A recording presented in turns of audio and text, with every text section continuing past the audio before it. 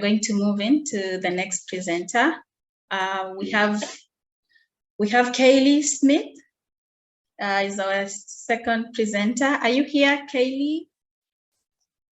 Yep, I'm here. Thanks, Juliet. Okay, good.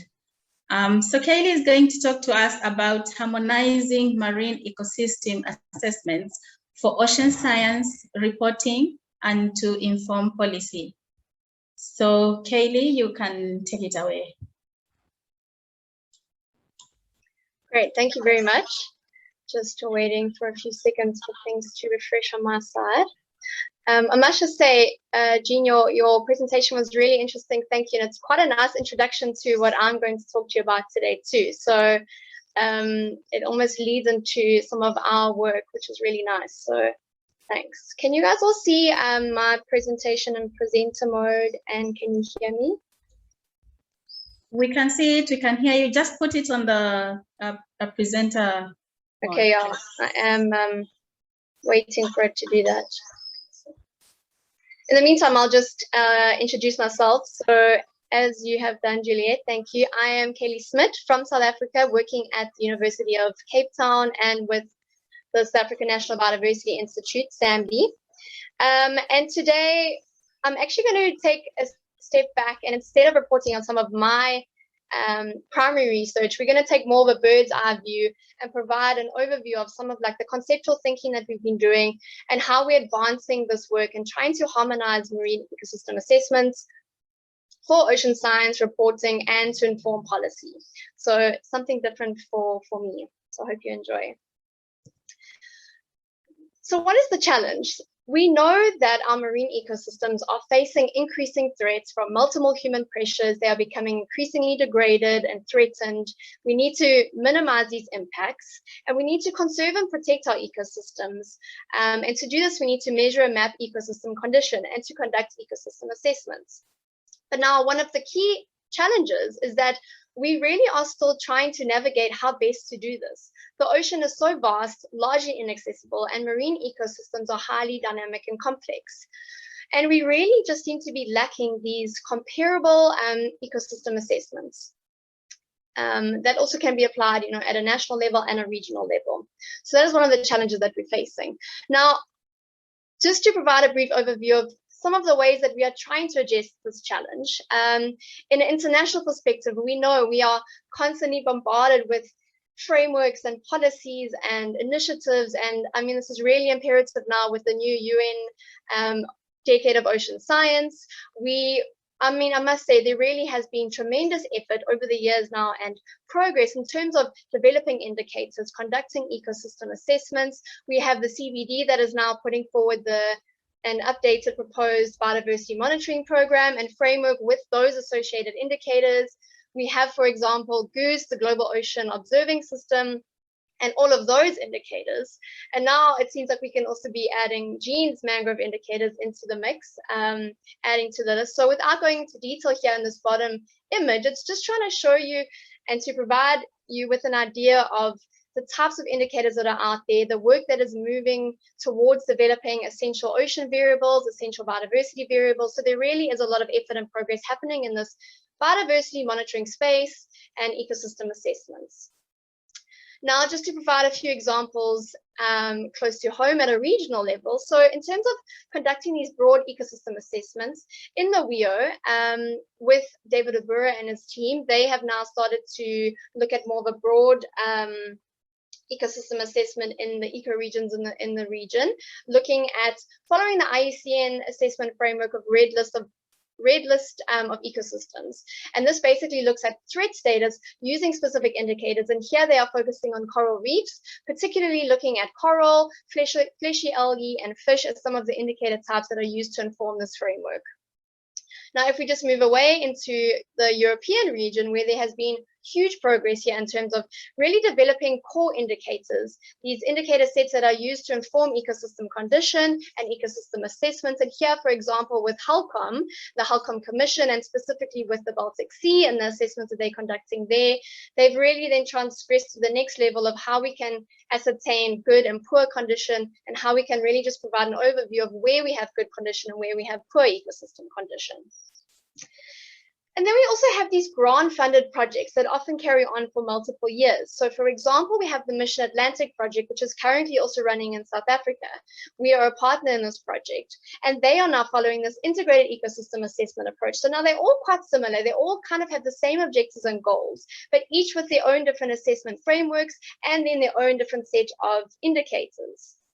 And this can make it quite tricky. And then to just provide an example at a national level, so using South Africa as a case study here, we conduct the National Biodiversity Assessments every 5 to 7 years, where we are obligated to report on the status and the health of our ecosystems for the entire EEZ of South Africa. So traditionally, we have used cumulative impacts from multiple human pressures, mapping impacts in a spatial context, which is then used to determine ecosystem threat status. We have now also moved, like what is happening in the WIO with Abura and his team, following the IUCN approach, the Red List of Ecosystem approach, where we use these pressure impacts along with some other indicators that we then use to look at ecosystem threat status. So where we have endangered, vulnerable ecosystems, where our ecosystems are actually maybe in better condition, and we can use this to then effectively manage and conserve our marine environment. But now the issue is that we realize that we really do have all these different silos, almost these different groupings and groups of frameworks, policies, initiatives, projects, whether it be the Mission Atlantic, we have our own national biodiversity assessments, we have marine spatial planning in the mix, we also have the EPSA group looking at how ecosystems affect or inform, should I say, ecologically or biologically significant areas. We also then have the Global Ocean Accounts Partnership, which I'm sure you guys will be hearing about more tomorrow in that workshop. And we have the ocean accounting frameworks now, which are also in the mix, that also rely on ecosystem assessments and mapping ecosystem condition. But now the issue is that we actually end up having an overwhelming number of indicators available for us to use. And each group has their own framework, their own assessment methodology, their own set of indicators, like, for example, as we've seen here with the IUCN, the CBD, the National Biodiversity Frameworks, then we have the GOOSE and the EBVs, not to mention the SDGs then and the IPBS framework. So it really does become a mouthful, and you can see how they're all interlinked. And okay, you might not be able to see in detail there, but on the right, the list and the types of indicators that are available to us. And now this is just what's out there and what is currently being used. Not all of them are often operationalized or available for ecosystem assessments. A lot of them don't have the necessary data. So this really is quite a tricky space that we are grappling with here. So we realize these gaps. We need to harmonize these different ecosystem assessments, but also these indicator frameworks. We need to increase standardization. We need to improve comparability between countries and within the region. We need to increase collaboration and, of course, to build capacity. Now, we thought we're not ever going to really fully be able to amalgamate these assessment processes. They each have their own different goals and objectives. But one way that we can do this is to identify cross-cutting indicators that can be used to inform these different groups, like the biodiversity monitoring, like your project-based ecosystem assessments, etc. So this is where we're kind of moving now on how we want to advance this work. So I just want to provide a brief overview of some of the conceptual thinking now that we are doing around this. We're trying to come up with a framework, or at least a systematic process of how we can really take this forward and advance this thinking and start to really collaborate and build on this ecosystem assessment work, not only in South Africa, but also in the Western Indian Ocean region and also in other areas too. For example, looking at maybe establishing indicator working groups, looking at finalizing these assessment approaches. Maybe we can start to really develop comparable methods and approaches across regions, developing and determining overarching goals and objectives. And then this obviously is also linked to the elements of condition. What do we actually want to achieve? How do we want our ecosystems to be for future generations? This then, very important, informs our indicator selection process. And I'm going to touch more on that in the next slide too. And then we just really get down to the details of the assessments, looking at the spatial units for assessments, identifying targets and thresholds for indicators and for the assessments for the ecosystems themselves. So this is just an idea of the overview of like the entire process and how we want to move this forward. Now, looking specifically at the indicators, so thinking about how we can now choose selected indicators in this very overwhelming soup of indicators that are available to us, we are also now starting to develop a conceptual framework in taking this work forward. Like, for example, so I'm not going to go into detail here, but you would maybe start with a specific target ecosystem, like with the Western Indian Ocean assessment, they focused on coral reefs. So you can have a target ecosystem and apply this process where you look at available indicators, bringing in the EOVs and the EBVs and the different indicators used for different projects, and then you really want to look at the purpose and the questions, the time frame, temporal scales, etc. So you will then have your selected core set of indicators. But then what's really important too is to then continue to validate these indicators. We need to test them to see how responsive they are. We need to look at identifying reference states using these conditions, using these indicators. And we also really need to determine thresholds and targets. And this is crucial to these condition assessments where we can really start to distinguish between good and poor ecosystem health or condition. Yeah, so I feel like that was actually a bit of a mouthful, but just in essence of time. So this is just to provide how we're trying to advance this work. And the idea is that we're putting this together in a policy brief. So this is our policy brief in development. It has been drafted, but the idea is that we want to just take it one step further by building on what we have so far, using our national condition assessment workshop, which is actually being held tomorrow and Friday. So it's a bit of a pity that it was overlapping with this conference, because some people here were actually invited to attend. So it's been quite tricky to manage time. But the idea is that we're going to be discussing a lot of these issues, looking at pros and cons of assessments and indicator frameworks, and trying to build on our processes and our thinking to really advance this work. So the idea is that the outputs from the workshop will then feed into the policy brief, and then we will have additional authors and contributors to the policy brief that will then be used to take forward into this publication. So your target group is really the marine research community, management organization, national governments, but also these regional networks and governing bodies like WIOMSA, bringing in WIMS, looking at Cordio, so that we can all start to collaborate and advance this work, and hopefully start to do some really standardized and collaborative and comparable assessments that can be meaningful for management. So yeah, that's about it for me. Please feel free to email me if you have any questions, and I'm always open to discussions, and thank you for listening. Thank you so much, Kaylee. It's one of those presentations where you say you get lost in a maze of indicators, but this is a very good strategy into bringing into order some of the things that we do locally and how we can regionalize them and find a common ground to do better assessments that can inform regional policies as well.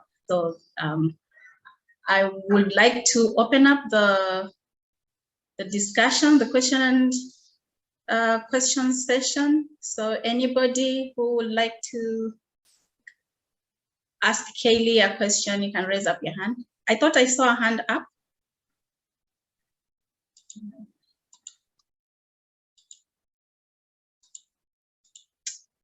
Okay, as we wait for there questions. is a question by Jean. Okay. Go ahead. Yes, hi, thank you. Yes, thank you, Kaylee, for the presentation. Very interesting indeed. I was also very interested in different steps you have for developing these indicators. But my question is a bit different. I wonder if you link your harmonization of these ecosystems to a possible harmonization of ecosystem services assessment.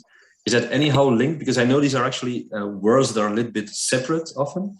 And there's many tools to assess ecosystem services, which are often very much linked to one particular place, one reserve, for example. But I just wonder if there are some links there, some or practical links. Thanks, Jean. Yeah, that is a great question. There definitely are links. And I know often when we start to think about bringing that in, it almost just becomes too much and becomes too complicated. And we've got a whole new set of indicators to now deal with. And we actually often end up finding ourselves just taking a step back and saying, okay, maybe let's not bring it into the ecosystem services level just yet. Because yes, they are linked and there's a lot of overlapping concepts and ideas there, but we often find that it is quite separate also to then the space that we're working in, strangely enough, because like I said, there's a lot of overlapping work and thinking around it.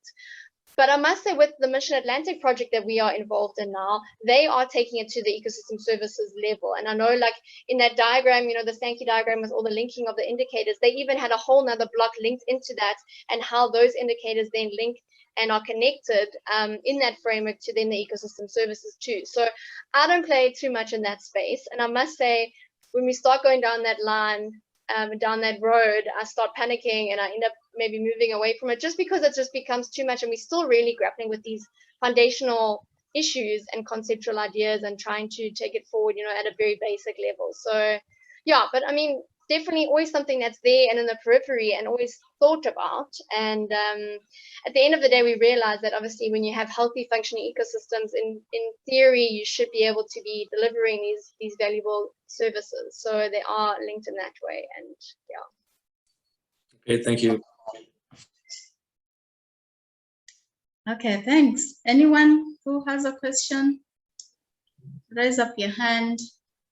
Any ideas of how we can do this? Okay, as we wait for more questions, I have I would just like to hear your perception about the indicators that are being proposed for the post-2020 I know there are for coral reefs that have been proposed in there.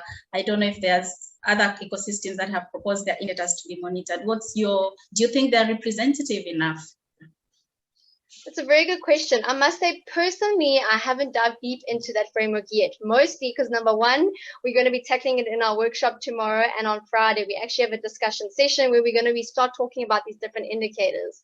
So far, what I've done is pull out the ones that have been mostly marine related. So I know that there are a lot that are very specific to specific ecosystem types, like the coral reefs and the mangroves and the seagrasses. And then for us and for where we normally play, we often feel left out of that because we normally work in subtropical rocky reef ecosystems. And I know there are still other indicators that are applicable, but we often find that there's a lot of focus on those type of ecosystems, those tropical ecosystem types, which is fine. We obviously just need to build on what we have, that we can maybe test certain indicators in different areas or different habitats or ecosystem types. I do know that a lot of them, it just seems like they're quite difficult to actually operationalize or implement, you know, like for example, like the Living Planet Index, if we want to start applying that, you know, it becomes down to data availability issues again. I know for one, we're going to start looking at, I know in South Africa, we're going to start looking at the Ocean Health Index, which it seems to be coming through a lot as a very key marine indicator. So that's going to be quite a nice one. And that's what we want to try to take forward in this process. But yeah, I can't comment fully on whether I think it's representative enough and the extent of them. But look, there's some really great indicators there. Obviously, I do think there's scope to maybe build in a couple more or to improve on some, but to be honest, we're still really battling just to implement and operationalize the ones that we have. So I think we should just start with that. Yeah. Okay, thank you so much, Kaylee, for such a wonderful presentation. I think